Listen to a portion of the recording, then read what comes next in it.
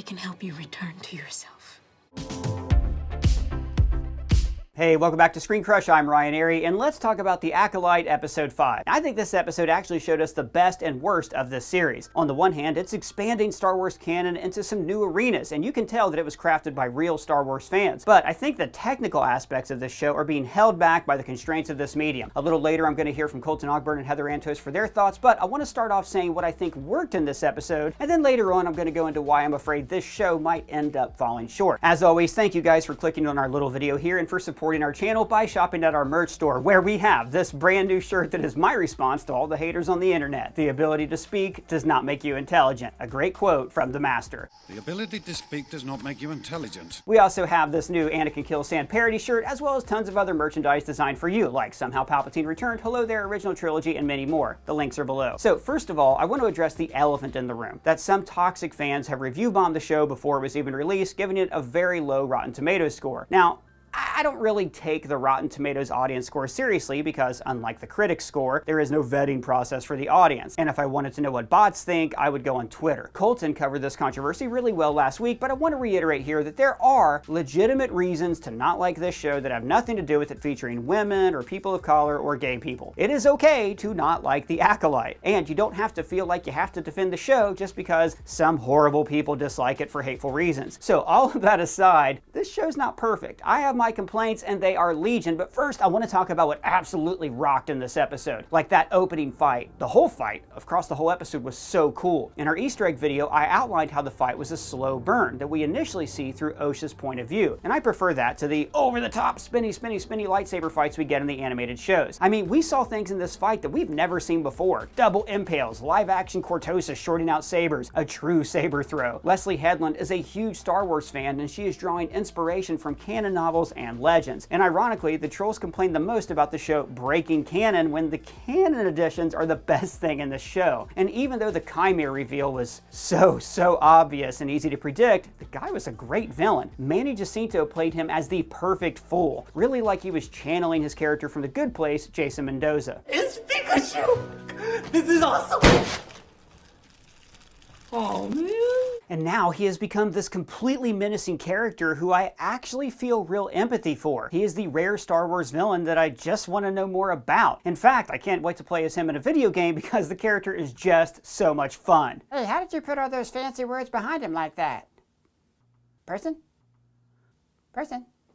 where did you go? Oh, I had to step out, and I am using a new AI voice replicator from Wondershare Filmora, a professional level, free to download edited software and the sponsor of this video. Guys, this voice replicator is a great service for me because if we have to do a quick fill-in and I'm not around, the editors don't have to wait. Here's how it works. You record a quick paragraph for the software and then... So I'm using a new AI voice replicator from Wondershare Filmora, a professional level, free to download editing software. It's very convenient, and it's a great tool to use if you and your voice talent have agreed to it together and if they're receiving compensation. Wondershare Filmora is a great editing software and very easy to learn. Like if you're wanting to make your own films or your own YouTube videos, this software is a great way to start. It's intuitive, easy to use, and has fun new features that elevate your project to a higher professional level. Like one of the most difficult things about making professional videos is the text. It's the motion graphics, and Wondershare Filmora has made it so easy. They have just introduced animated text and curved text, speech to text, and these professional grade text effects. Now this is all very easy to use. Place your text, go to animation, and then you can select from a variety of different subtitles. This is in addition to the cinematic LUT filters that can give your footage a professional cinematic look. As a professional video editor myself, I highly recommend Wondershare Filmora and these new LUTs filters. If you click our link in the description, you can get started editing your projects today. Now back to what I was saying. Anyways, I think this guy's a great villain, and I like that we have a Sith Lord who isn't all pure evil glowing eyes. Like Star Wars villains have traditionally lacked nuance. It's always straight up good guy versus bad guy. What do you mean by that? Well, like Jabba the Hutt, right? He's a spit-covered testicle that enslaves women.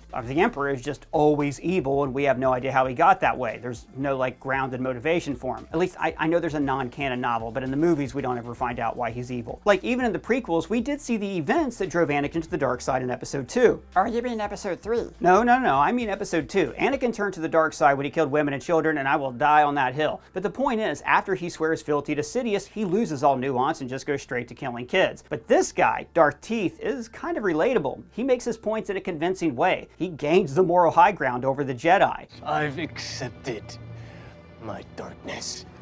What have you done with yours? This is the kind of guy who could persuade a young woman to turn to the dark side, and I'm excited to see where his story goes. So that's just what I think, but I am so lucky to be joined here by two of the best in the business. We have Group Editor of Licensing at IDW, Heather Antos, and of course, Colton Ogburn, the guy who's trapped eternally in our small television but doesn't know it, so please don't tell him. So guys, I have a lot of complaints about the Acolyte that I want to get to, but there was also a lot to love in this episode. So before I hear what you're not digging about the show, I want to throw some love out in the universe and hear what you really liked about this episode. And, you know, Heather, we haven't had you on since the Acolyte's been on. So if you want to talk about the show as a whole, as long as you don't go on too long, that'd be great too. I want to know what you're thinking about. Heather, what did you think about this episode?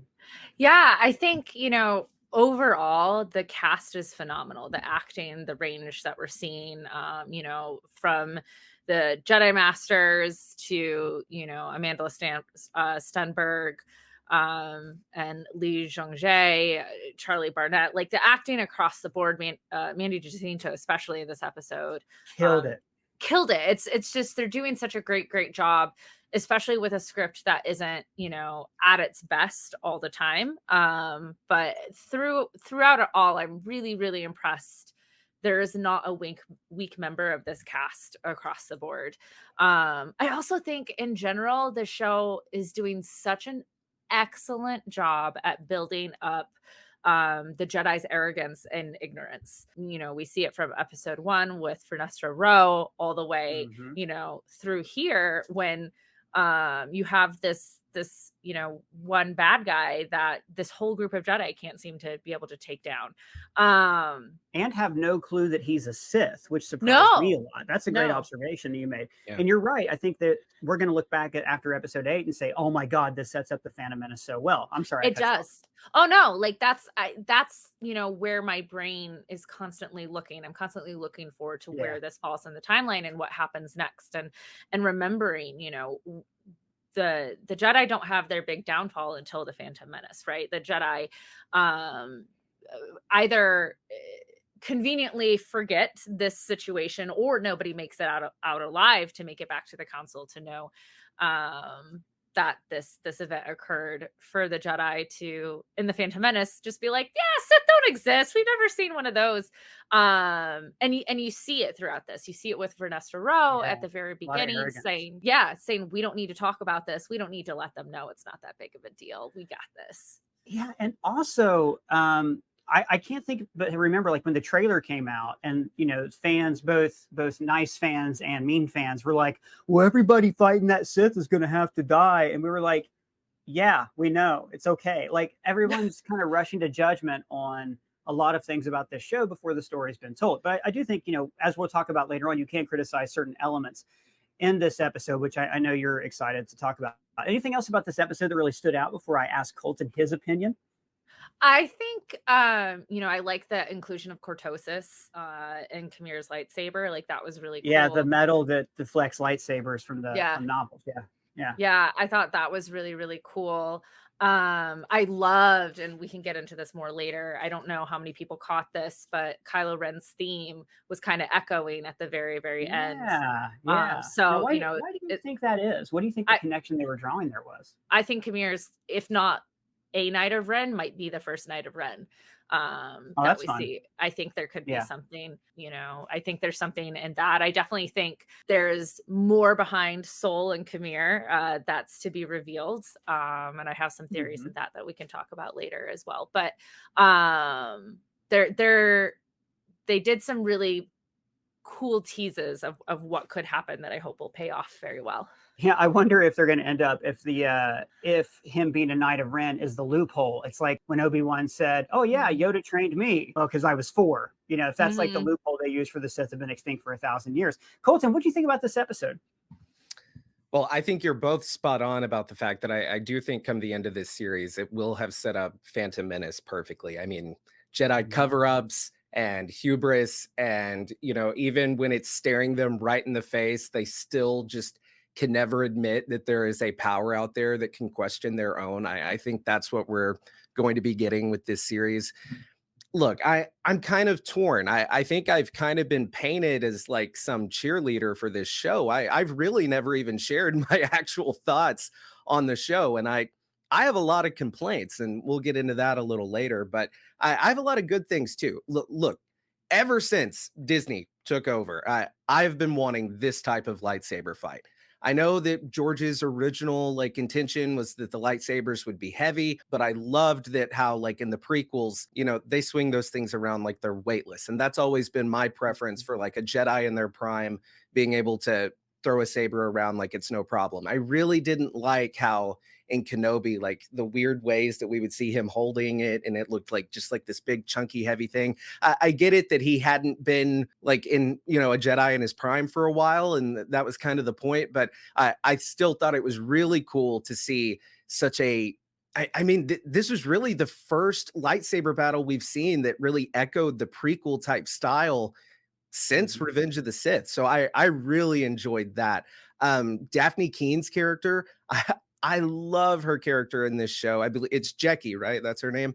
Jackie, I think she is fantastic. I loved that she got to have her badass moment before meeting her demise. Overall, and we'll get into my complaints. Like I have some complaints over like how certain things were shot and like some cutaways and stuff. But overall, like if I'm trying to look at it in a positive light, I don't want to complain too much about the fact that they just gave us one of the most awesome lightsaber duels, I would say, since, you know, the duel on Mustafar. I really enjoyed it.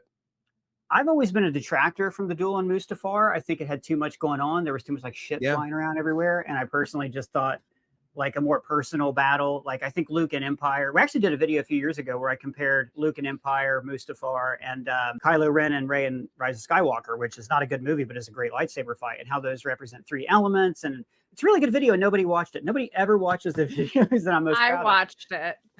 Thank you. What did you think?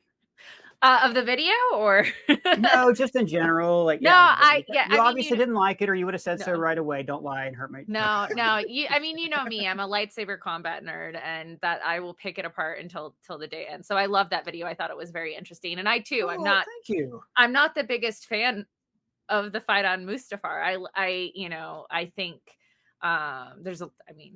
we could turn that to a separate talkback video of its own. Yeah, that's true. But continue though. I am not like an expert on fighting technique or style or form one or V4. I'm none of that stuff. So like I find this kind of stuff fascinating. Please go ahead. Oh yeah, I think, you know, I think in this episode for Acolyte, I think, you know, there was a lot of cool technique and intention that they were trying to do, obviously trying to show a lot of new things, a lot of very brutal deaths. But I just, you know, it felt very surface level cool. The emotional stakes were not there at all. I don't think there were really any emotional stakes aside from like, this is a bad guy and these are the heroes and whoops, they're dead. But I don't think the show has done a good enough job building emotional stakes for these characters. Whereas, you know, in Mustafar, we had 3 whole movies, right? This is the culmination of all of this. We know what's about to happen. The emotional stakes are very, very heavy. And obviously Empire, the emotional stakes are just like through the roof there. So, I think the lightsaber combat work best for a storytelling narrative when the characters and stakes are more clearly contextualized, and the show just didn't have that for me. Well, and I agree with you. One thing about this show that I'll complain about is, and I don't think this is necessarily the writer's fault, because this is modern streaming where you're given like 8 episodes. We complained about this in X-Men 97. It felt so rushed. Whereas if this were a show with a 12 episode order, right? Like Andor, or even a 20, like in traditional broadcast TV, we would have had episodes that didn't matter for the story as much, like Lost, right? Like the show Lost, where, okay, maybe it doesn't contribute to the overall narrative, but it's forwarding the story of the characters. Yord gets his neck snapped. Can you really tell me anything about Yord other than he's a Jedi and he's a stickler for the rules? He's jacked. Like that's about it. Yeah, and the actor said Anakin blew up the Death Star, and the internet had made fun of him, which rightly so, because we've been made fun of for years, and now it's our turn to make fun of you, York, or Charlie Burnett. I think that's his real name. Anyway, it doesn't matter because he's dead.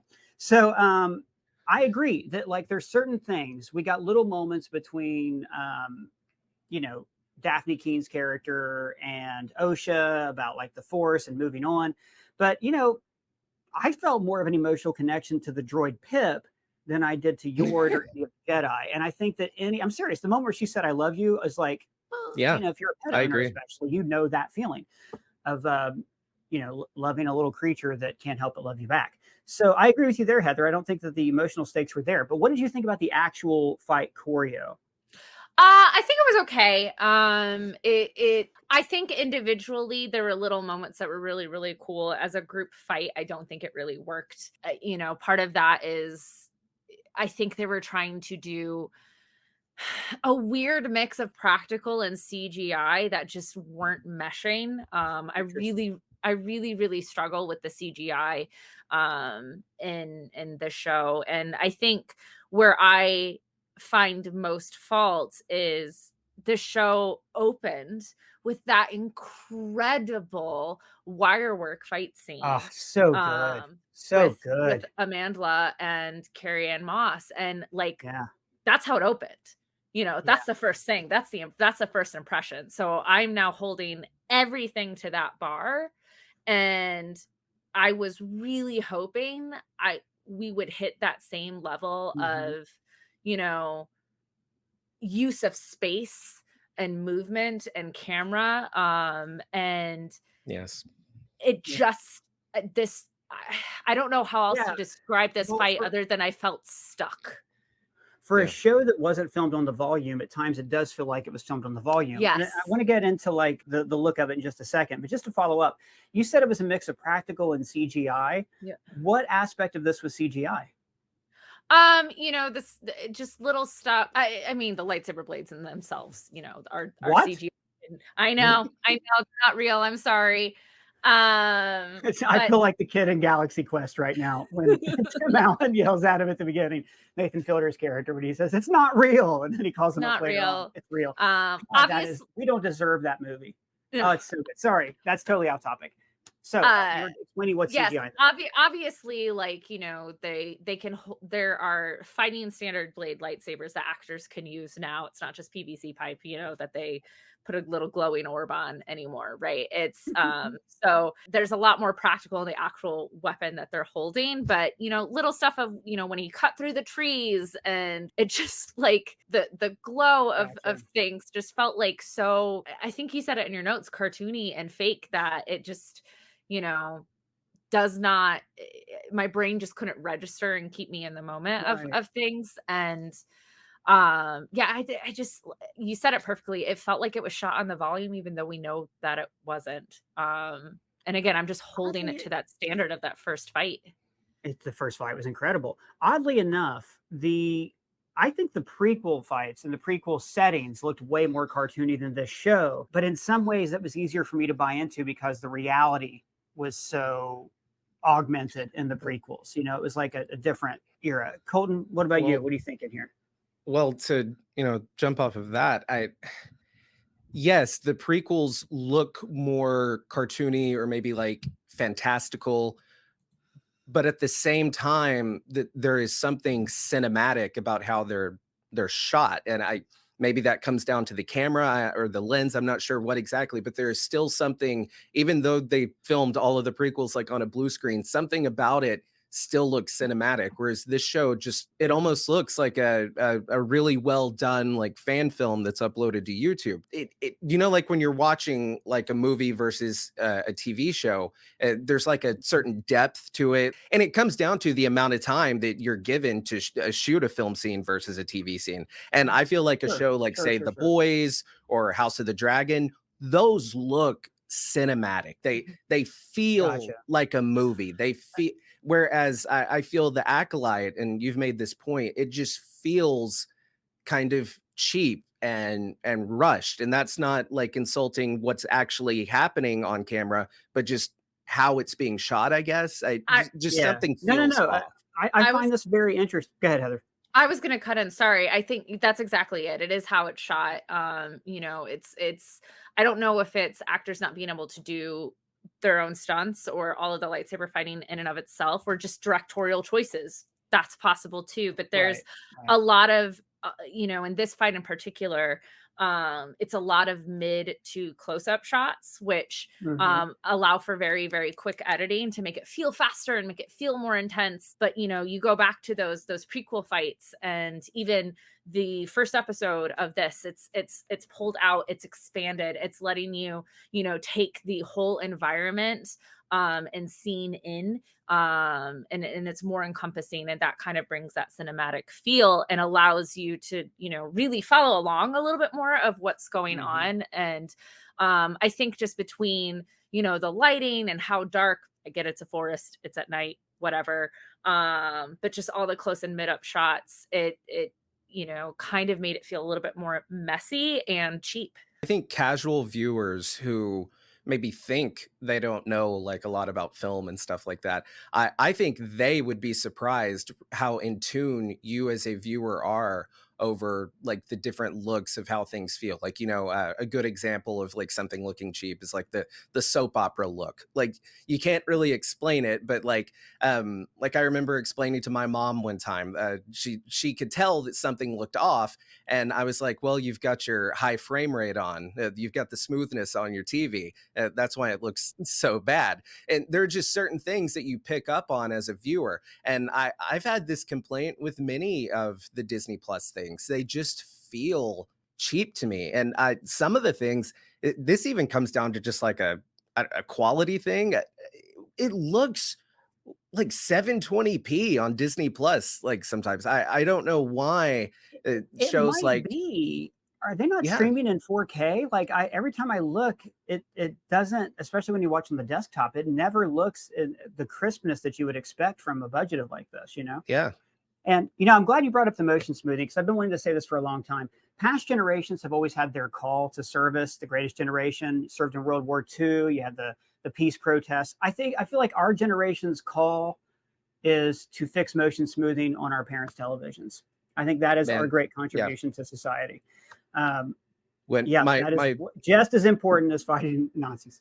My first date with my wife at their house when we were teenagers, I fixed the TV at their parents' house immediately. Walked in, saw the TV had motion smoothing on, snatched the remote out of her dad's hand, made him scoot over in his Archie Bunker chair and fix the TV. I love it. And that's how she knew it was true love. Yes. So going back to the look of the show, right?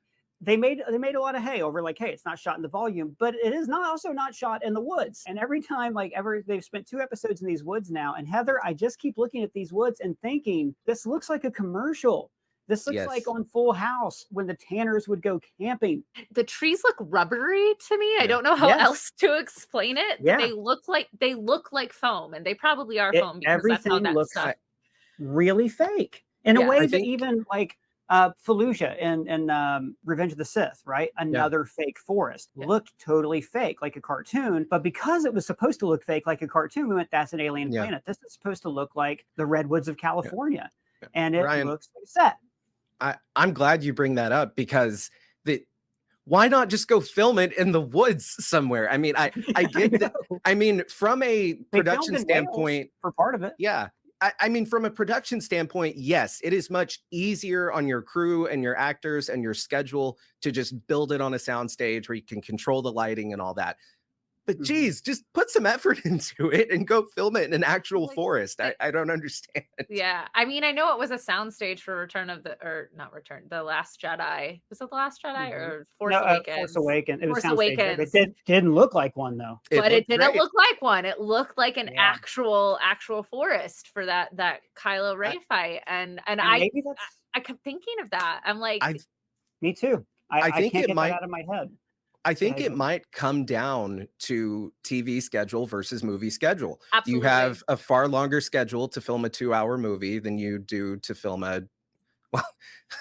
Acolyte doesn't make an 8-hour series. I mean, they're pumping out these 30-minute episodes, but still, it's a different schedule. I don't buy that. I don't, because I think that the TV schedule is very much a concern with broadcast TV, right? 22, 26 Right. episodes. I think the TV schedule is very much a concern, even for, oh, I don't know, like Breaking Bad, right? They had like any show that's on cable, like even a premium show like that. Streaming shows don't have a deadline. They can go up whenever. This show has been in some form of pre-production since 2020. This show has had a lot of money thrown at it. And a friend of the channel, Pete Feltzer over there at Around the Galaxy podcast, brought up to me, he wrote a great blog that I was reading that talked about, compared the show to House of the Dragon, where House of the Dragon, I would guess, has a comparable episode budget to this show. And again, House of the Dragon, they didn't just build the set once. They said, we're going to build this set and we're going to use it for the next 5 years or however long that show is going to run.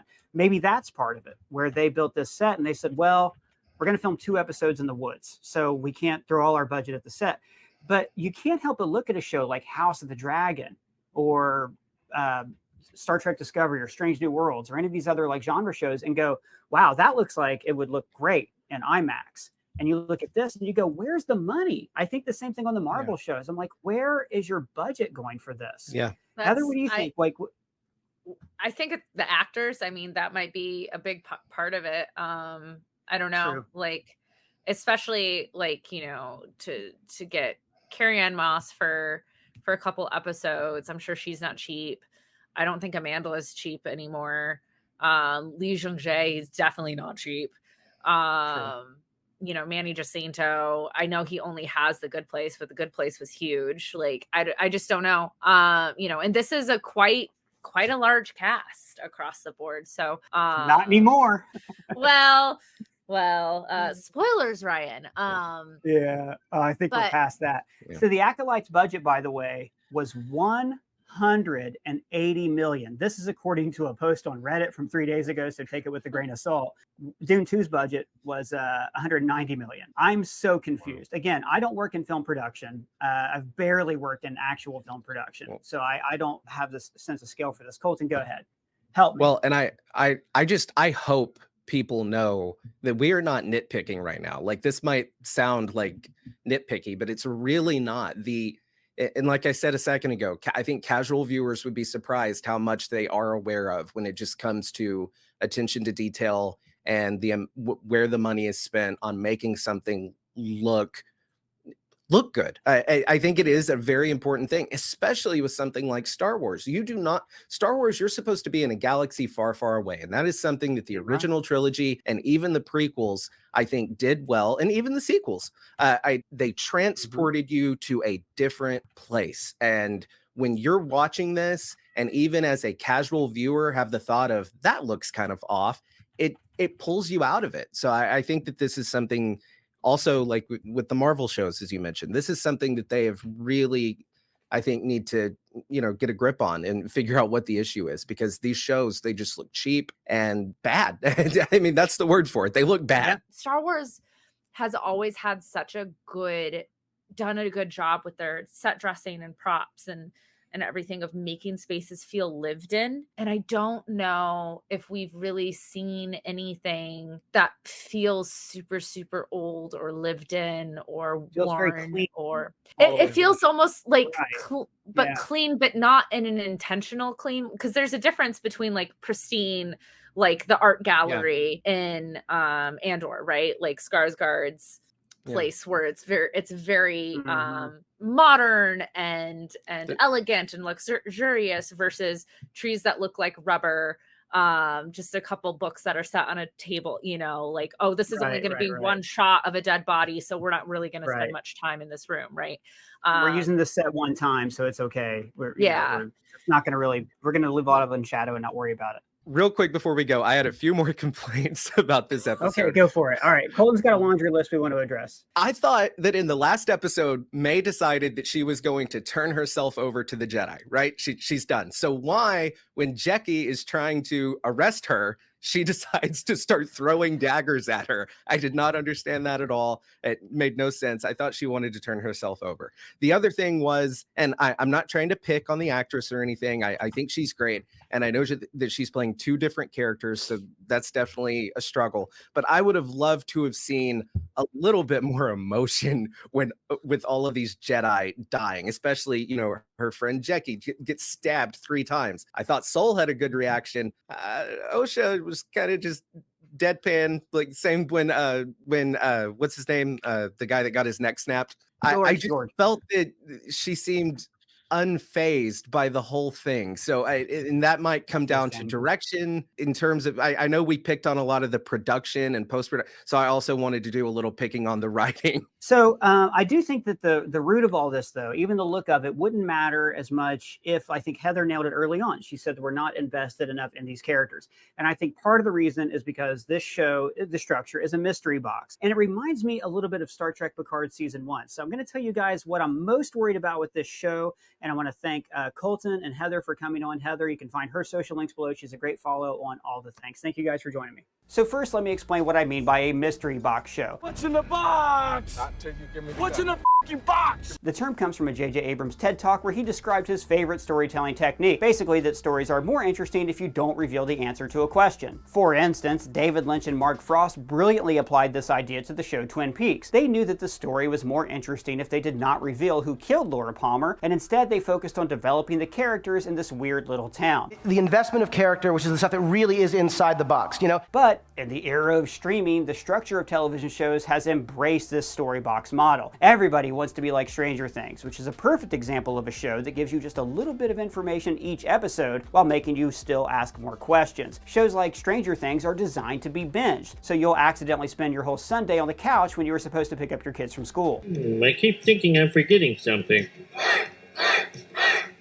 But the problem is, oftentimes the mystery comes at the expense of character. The mystery drives the plot instead of the character's needs. A perfect example is Picard Season 1, which revolved around the question of Data's android daughters, but by the end of the season, the actual story was just kind of basic. So I'm worried that the Acolyte's emphasis on mystery isn't going to pay off because we haven't spent enough time with the character. Heather was dead on when she pointed this out. If the show had, say, 20 episodes to breathe, then they would give us reason to know who these Jedi were. Other suspects besides Chimere. The fans would have been guessing week to week, but because of the constraints of this format, we don't get those episodic slow burns that we got with shows like Lost or Heroes. And not to keep comparing it to Game of Thrones, but the Red Wedding mattered because we cared about those characters. And this is Star Wars. This should feel bigger than Game of Thrones. The show's budget was $190 million, and I'm starting to think that Disney is funneling their money to build their own Area 51. How do you get funding for something like this? You don't actually think they spend $20,000 on a hammer, $30,000 on a toilet seat, do you? I want to see that budget on the sets and the lighting. I'm rooting so hard for this show. But then again, I am criticizing what's not on the screen instead of what is on the screen. I just think this premise and these characters and these writers have so much promise, and I want to see more. Well guys, that's just my thoughts on The Acolyte Season 5. Let me know what you think down in the comments below or at me on Twitter. And if it's your first time here, please subscribe, smash that bell for alerts. For ScreenCrush, I'm Ryan Airy.